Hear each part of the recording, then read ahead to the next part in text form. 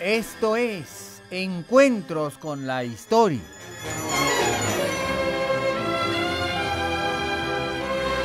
Hoy presentamos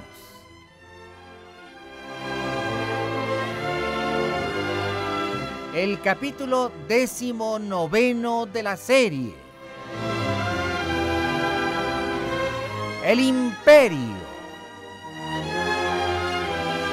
196 años de la grandeza azteca. Productor ejecutivo, el señor Pedro Manzano. Productora general, Araceli Piña.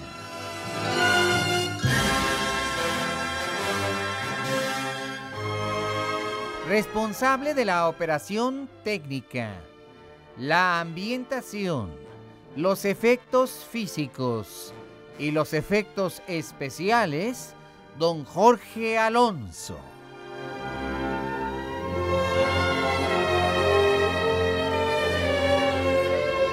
También en la operación técnica, César Arturo Becerril. Y también Saim Cruz Torres.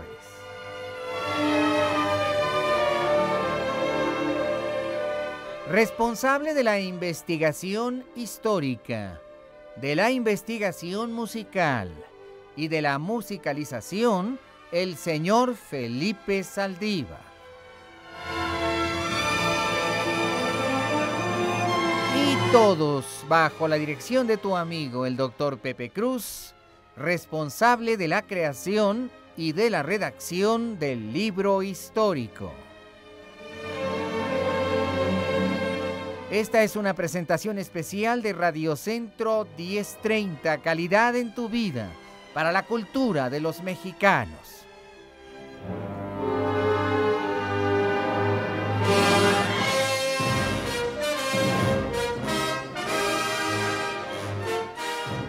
El conocimiento de la historia nos transforma en mejores personas. Y el conocimiento de la historia mexicana nos convierte en mejores mexicanos. Mexicano, haz un esfuerzo. Conoce tu historia.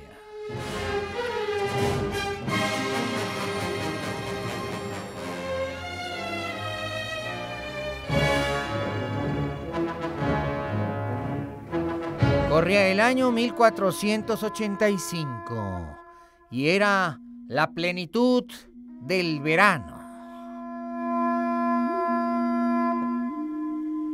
Tenochtitlan era la ciudad más grande y poderosa del continente americano.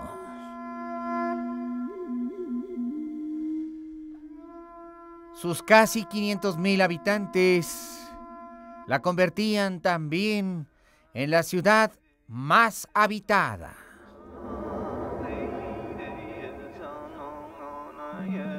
Por sus colosales avenidas podían verse mercancías venidas de todos los puntos de la tierra conocida.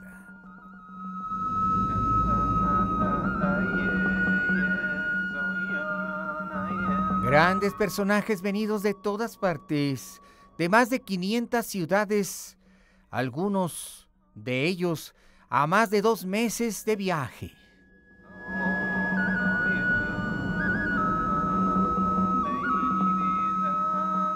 El imperio azteca estaba en la cúspide de su esplendor y su poder.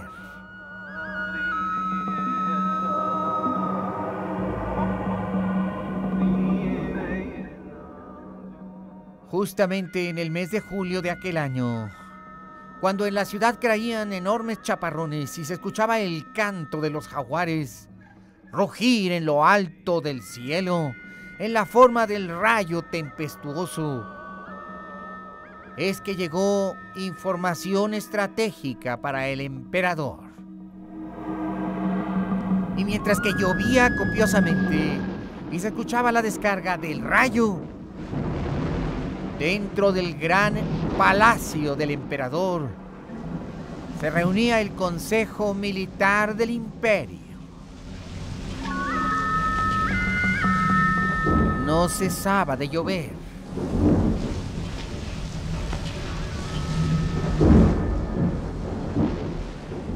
La laguna crecía.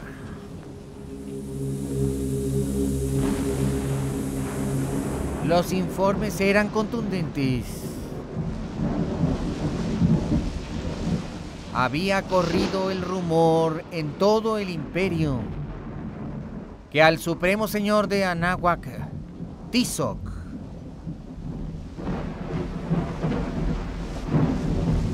emperador por gracia propia, no le gustaba la guerra. El pacifismo había organizado diferentes brotes de violencia, sobre todo en Oaxaca. Algunos reinos mixtecos se habían negado a pagar tributo.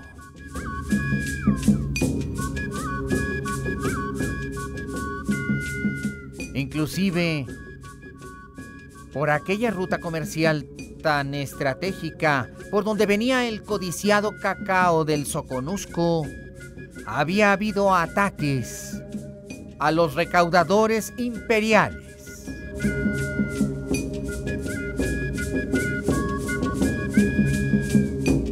Había grandes generales en aquella reunión, como Teotzintlala. También el hermano del emperador, el príncipe Atzayacatl.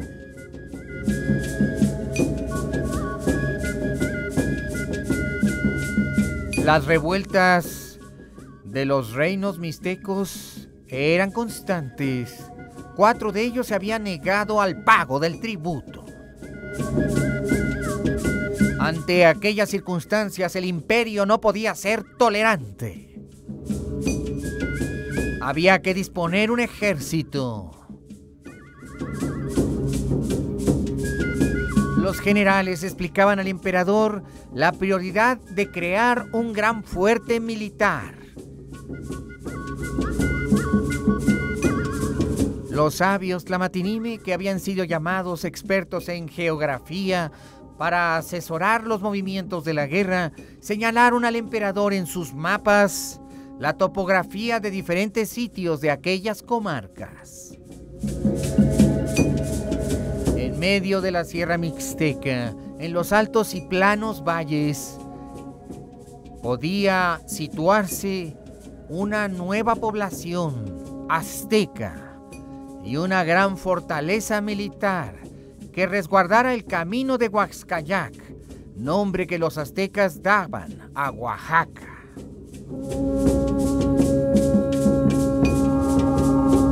En la medida que los reinos mixtecos supieran que había un establecimiento militar permanente en su propio territorio, ya no se negarían a pagar el tributo.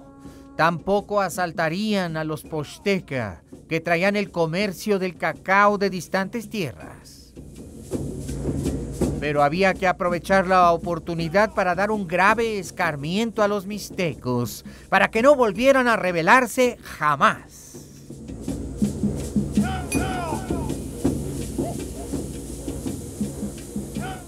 Otro de los generales del ejército era el rey de Texcoco. Los ejércitos de Texcoco eran independientes, pero formaban parte de la Triple Alianza. Netzahualpili era la cabeza de esta gran fuerza militar, y él opinó que era necesario crear un fortín militar permanente en el sitio conocido como Yanguitlán. Texcoco aportaría a los ingenieros, arquitectos, militares y los constructores.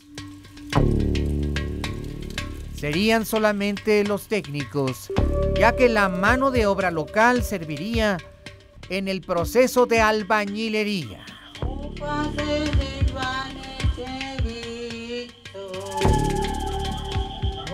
Todos en Tenochtitlan vieron aquellos movimientos militares como algo natural, como algo normal, como algo cotidiano. Se decía que el emperador era descuidado para la guerra. Se decía que todos los días iba a ver la gigantesca piedra que estaban elaborando los canteros, la formidable y colosal piedra de Tizoc, que era un gran monolito semejante al calendario azteca.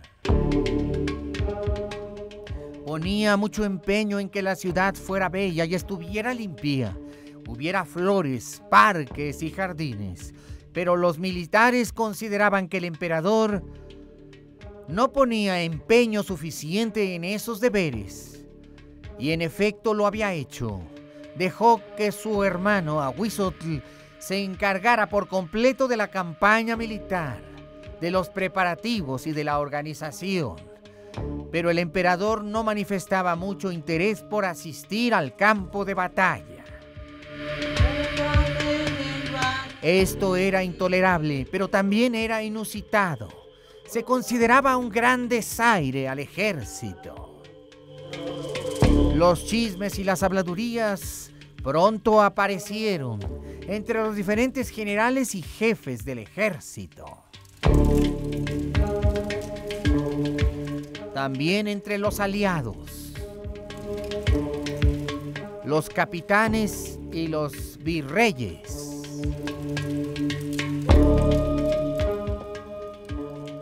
Techotlala era el virrey mexica de la ciudad de Iztapalapa.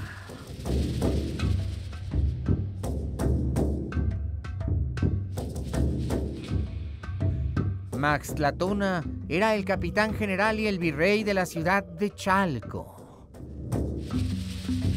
Ambos eran de origen tlatelolca y encabezaban las guarniciones militares de aquellas dos ciudades, e irían a la campaña con sus huestes a la fundación de Yanguitlán y al establecimiento de una guerra de reconquista de la región mixteca y de sometimiento de los pueblos rebeldes.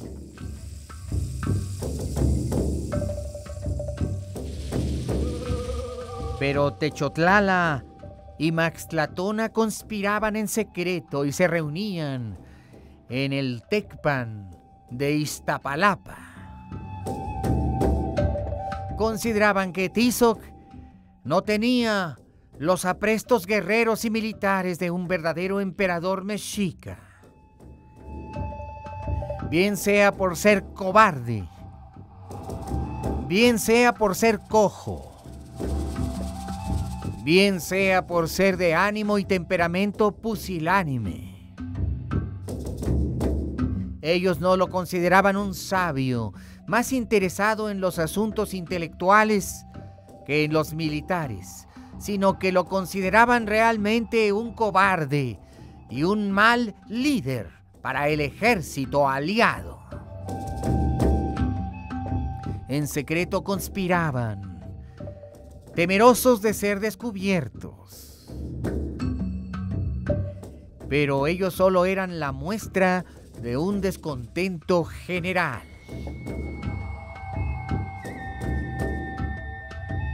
En el mes de agosto, nuevamente, el tiempo estaba muy inestable. Llovía constantemente.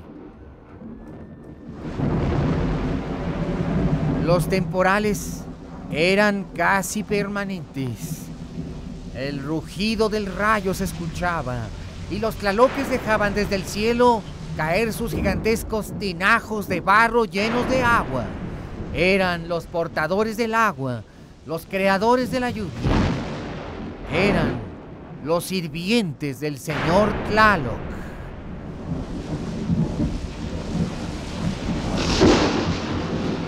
Las rebeldías en la Mixteca eran cada vez más ostensibles y el emperador decía al ejército que en medio de aquel temporal no era conveniente salir. Intempestivamente, Ahuizotl, hermano del emperador, y el rey de Texcoco, Netzahualpili, pidieron ser recibidos en el Gran Tecpan en audiencia con el emperador.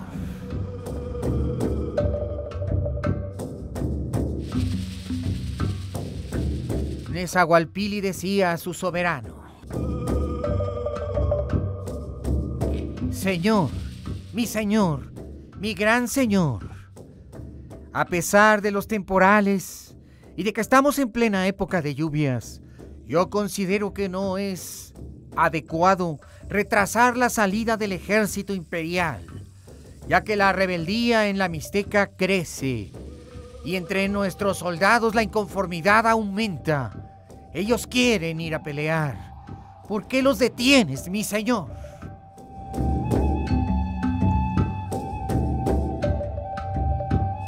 Afuera llovía copiosamente. Dentro del salón del trono, en el gigantesco Tecpan de más de 500 habitaciones, había braseros encendidos y muy cerca del emperador, unos hachones hacían arder el fuego que crepitaba constantemente. El emperador se veía con gesto preocupado, angustiado, disgustado.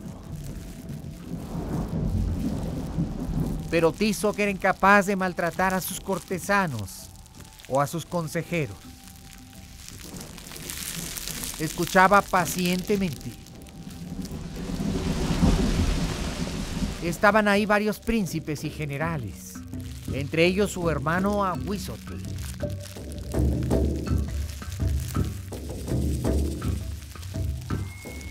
El emperador lucía sus joyas, sus mantos, sus finas y ricas vestiduras, ya que aquella era una audiencia oficial y había que estar vestido de manera apropiada. Tizoc le tenía mucha confianza y respeto a su hermano Ahuizotl, a pesar que era más joven que él. Finalmente le preguntó: Dime tú, príncipe de Anáhuac, cabeza de tigres y águilas, ¿cuál es la verdadera situación de nuestros capitanes? Ahuizotl le contestó de manera reverencial, de acuerdo al protocolo, a su hermano, ya que estaban en público, y le dijo: Mi señor grande de Anáhuac, tu ejército se muestra ansioso. Tus capitanes están molestos. Déjalos ir a pelear. La lluvia no puede detener al más formidable ejército de Anáhuac. Y encabeza este ejército y muéstrales tu bravura, hermano mío y supremo soberano.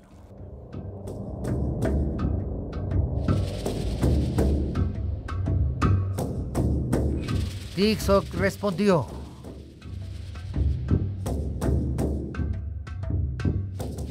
Ve, leal a Sayacatl, encabeza a mis ejércitos, sitúalos pronto en el campo de batalla, que en 3 días el ejército abandone la ciudad y que las diferentes guarniciones se incorporen a la fila. Iremos a Yanguitlán.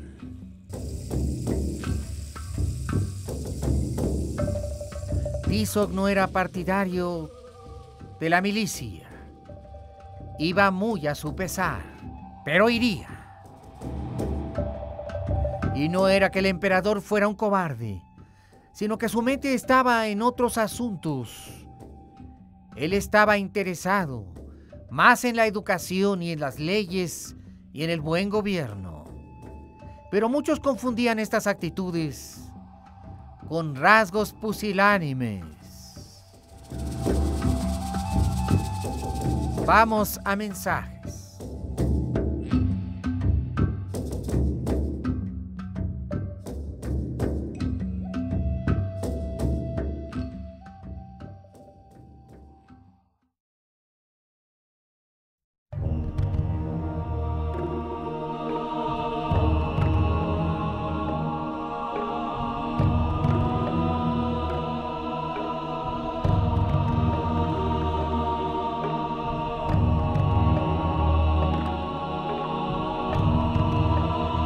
En medio de toda aquella grandeza, el ejército de las águilas y los tigres imperiales salió por la calzada del sur. El emperador Tizoc lo encabezó.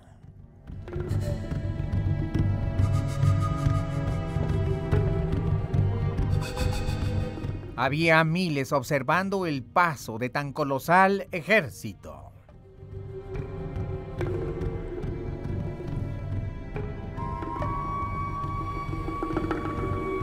La columna muy pronto llegó hasta la región de Iztapalapa.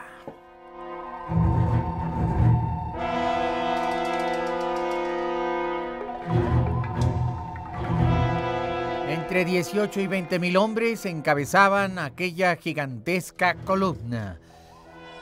Los caballeros águilas y tigre desfilaban ante la multitud recibiendo la ovación.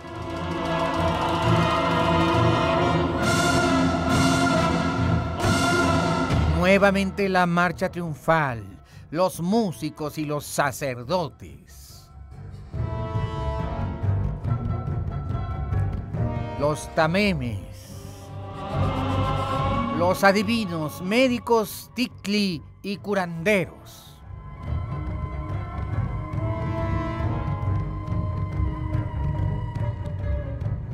Con orgullo veían desde las azoteas todos los habitantes de la ciudad partir a su gran ejército.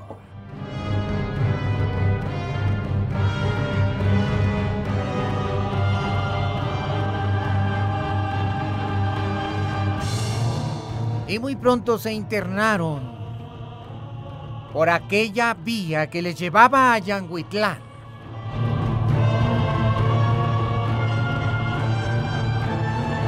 De Iztapalapa siguieron a Xochimilco, después a Chalco. Tras 5 días de jornada, llegaron a Cuautla.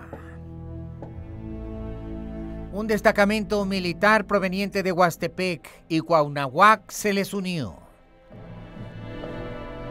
Conforme más avanzaba el contingente, se iban incorporando más soldados venidos de otras guarniciones, desde la región de Taxco, muy al sur y cerca de Acapulco. Aquella era una marcha lenta, pero precisa, y una maquinaria de guerra aplastante.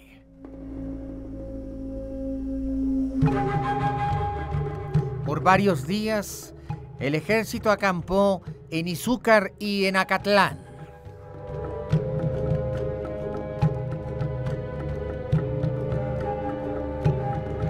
Las erizadas sierras del país mixteco aparecieron y el ejército azteca penetró hasta el valle de Yanguitlán.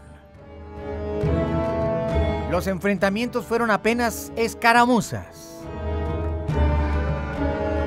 Y al llegar a Yanguitlán, el ejército imperial se dio a la tarea de edificar un gran baluarte.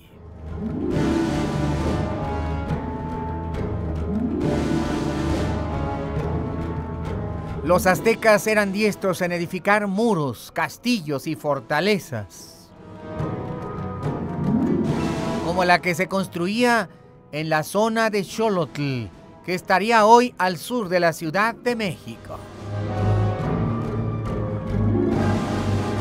Al cabo de 2 meses de ocupación del valle de Yanguitlán se presentó el primer combate serio. Las primeras 3 batallas fueron tremebundas y las 3 fueron ganadas por el ejército azteca. Pero se dice que el descuido obligó a los aztecas a arriesgarse demasiado. El emperador permitió que una buena parte del ejército se adentrara rumbo a Oaxaca.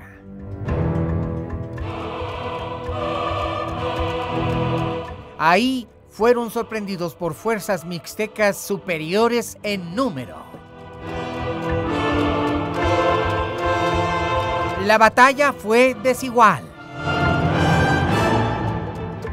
El ejército imperial hizo gala de su destreza, capacidad de maniobra, disciplina y organización táctica.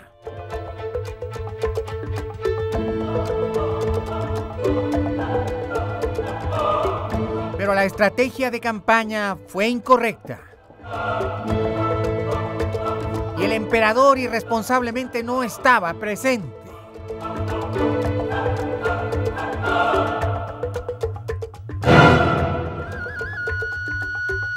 Y aunque la posición se mantuvo y los aztecas no retrocedieron, la batalla fue un desastre militar que pudo haberse evitado.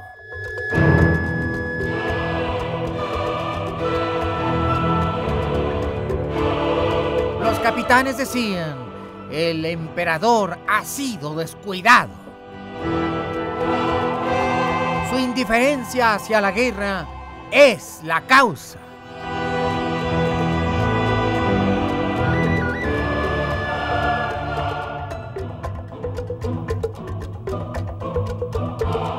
Después hubo sucesivas batallas y la campaña se prolongó durante varios meses.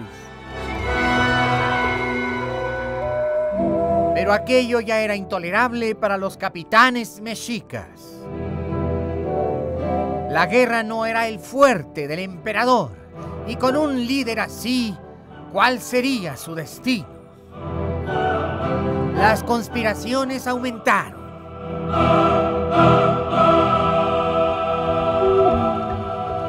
Sin embargo, el ejército azteca estaba organizado como una maquinaria de monobloque. Nezahualpilli y otros emprendieron el castigo a aquellos que hacían malos comentarios. A pesar de que Ahuizotl quería el poder, él jamás sería capaz de atentar contra la integridad del ejército o de su hermano. El ejército tuvo que dividirse en dos, dejando en Yanguitlán establecida una buena parte de la milicia, al mando de Ahuizotl. Mientras que Nezahualpilli regresó a Tenochtitlan con el emperador.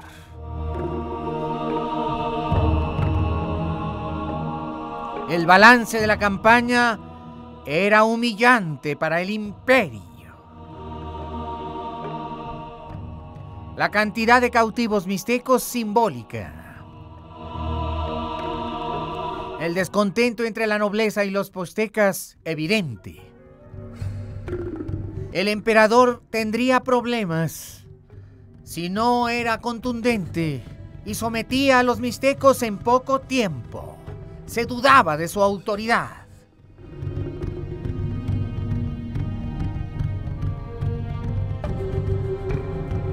A pesar de que entró a Tenochtitlan en medio de un desfile triunfal, todos sabían que aquel desfile triunfal en realidad era más un simulacro que una realidad. La mitad del ejército seguía comprometida en Yanguitlán y los reinos mixtecos aún no pagaban su tributo. De hecho, la rebeldía todavía persistía en Oaxaca.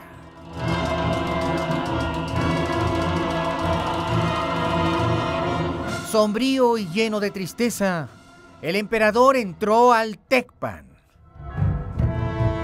Y aunque fue aclamado por su pueblo y por sus sacerdotes, en el más profundo sentido de la verdad en su corazón, estaba disgustado con él mismo.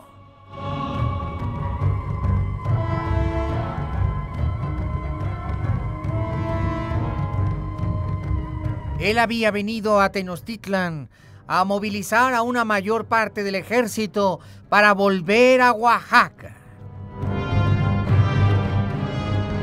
Pero se requerían muchos meses para lograr esto.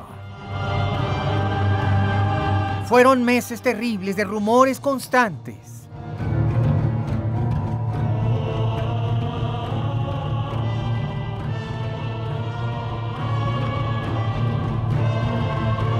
Entre los jefes y capitanes que habían regresado a Tenochtitlan estaban los gobernadores de Iztapalapa y Chalco.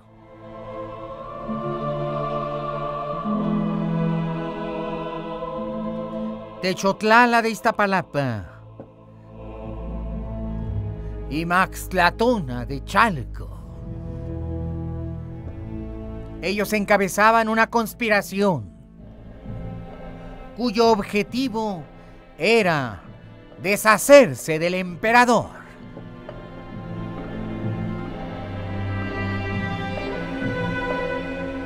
La Guardia Imperial estuvo siempre atenta.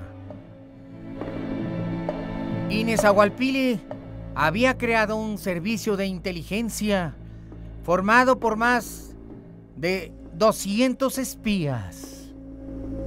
Pero había un clima de inseguridad y desconfianza en el mismo Tecpan del emperador.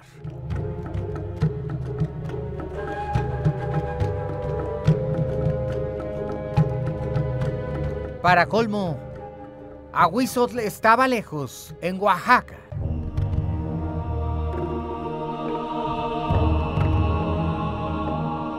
El Tecpan y la corte estaban llenos de rumores. El emperador estaba reunido con sus seres queridos, pero su enfermedad se hacía más grave a causa del veneno que le estaba siendo llevado y entregado en sus alimentos. Los pequeños príncipes Cuitláhuac y Moctezuma, a pesar de su edad, se daban cuenta de las intrigas de la corte y de los peligros con los cuales ellos tendrían que aprender a convivir y tendrían que crecer en ellos. Finalmente los conspiradores fueron descubiertos y ajusticiados. Toda la red de conspiración fue evidenciada. Y el castigo fue la muerte para todos los conjurados. Pero era demasiado tarde. El emperador enfermo y envenenado murió.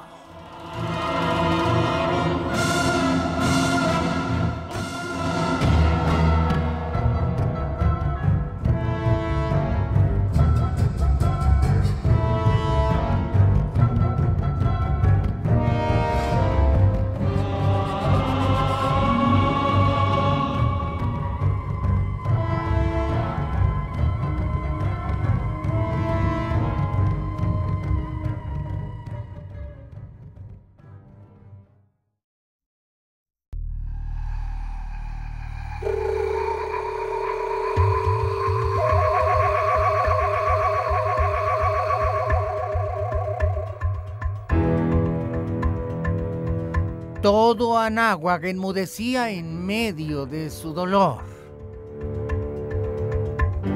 Como un príncipe tan joven y había muerto.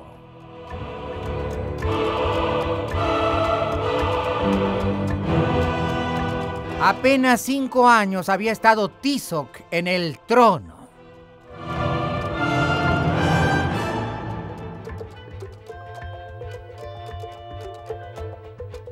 Los cambios de la política fueron violentos. Ahuizotl enseguida tomó el rumbo de Tenochtitlan. Las exequias imperiales tendrían lugar en 4 días.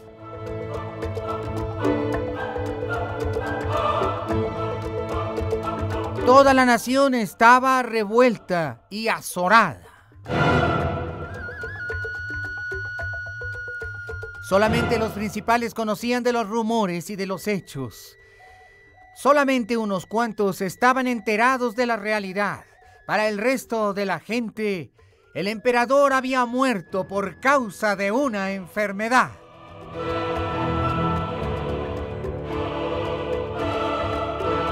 Nuevamente los sacerdotes emergieron de sus santuarios y conventos para entonar los cantos fúnebres. Nuevamente la ciudad se engalanaba para las solemnidades. Nuevamente los invitados venidos de todo el imperio. Y el gran Tecpan imperial bullía como un hormiguero. Pero el pueblo azteca, la masa del pueblo, lloraba desconsoladamente a su emperador.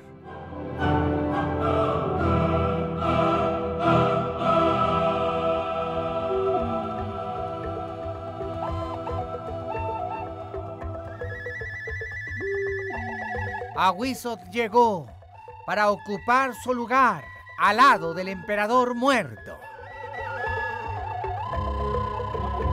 Toda la familia imperial manifestó su consternación y su duelo.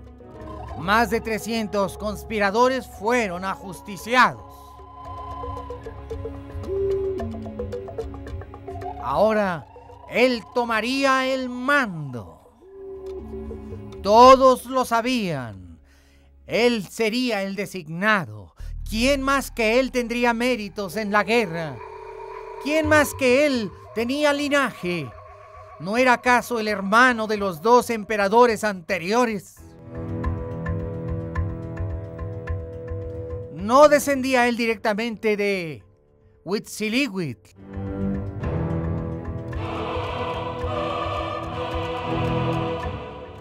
Pero mientras que la política y el ejército se agitaban, tuvieron lugar las grandes solemnidades.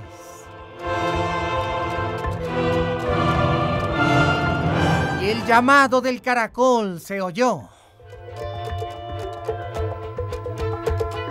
Y los cantos de las miles de gargantas sacerdotales.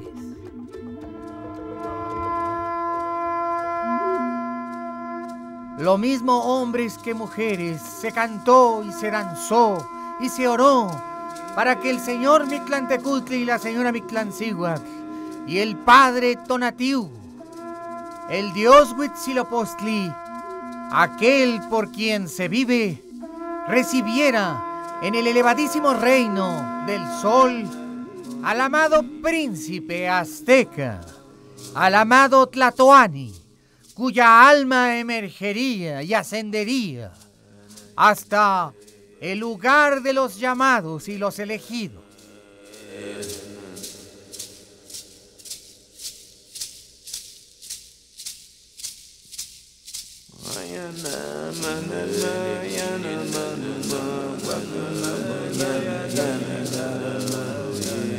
A él nuestros cantos, a él nuestras flores, a él nuestros bailes, a él el recuerdo, la flor y el canto.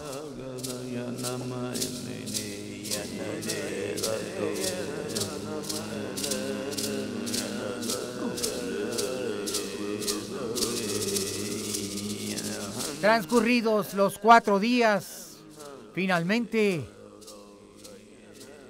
el emperador se convirtió en el alma que ascendía hasta el trono del sol. El caracol resonó. El luto de los 4 días había terminado. El Consejo Imperial debía reunirse para elegir un nuevo emperador.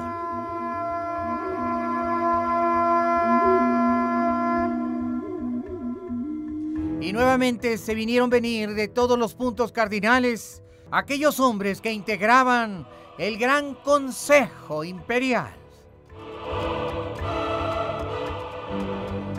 Nuevamente los candidatos, nuevamente los discursos, nuevamente una elección.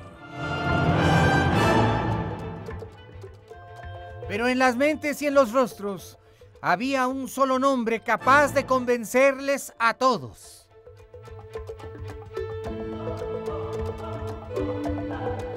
La nutria de agua, el perro de agua,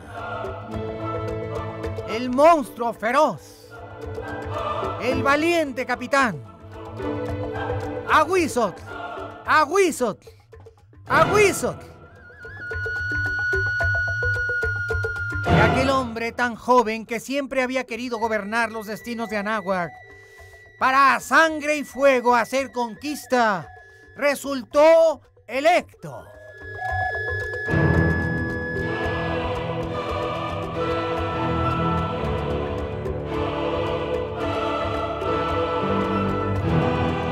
El príncipe de la guerra había obtenido el triunfo.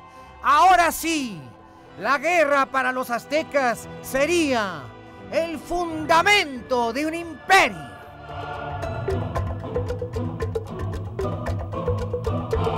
Y Ahuizotl fue coronado.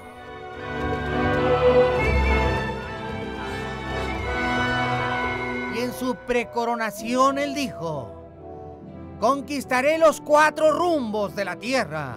Tenochcas, el imperio no tendrá límites. Viviré para la guerra y haré de la conquista mi oficio.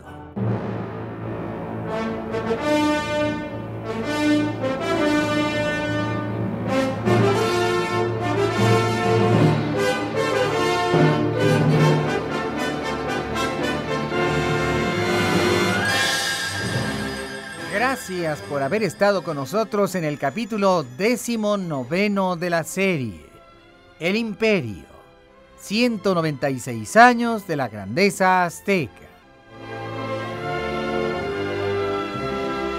A nombre de todos quienes hacemos este programa, muchas gracias por tu preferencia y te espero mañana, ya que los 365 días del año son días de encuentros con la historia por el 1030 de la amplitud modulada.